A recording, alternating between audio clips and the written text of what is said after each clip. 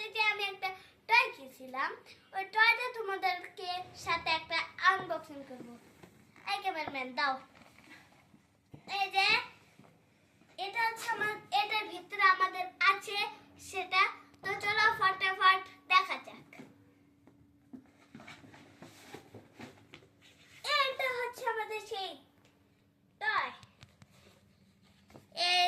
এটা আমরা আনবক্সিং করি ফটাফট। খুল খুলে না কেন?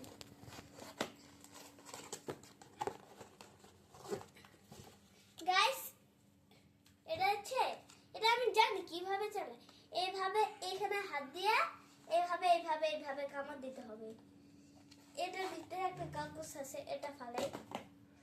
এবার এটা এবার দেখবো আমাদের হাতে দিলে কেমন লাগে। ও ভিতরটা ফর্ম।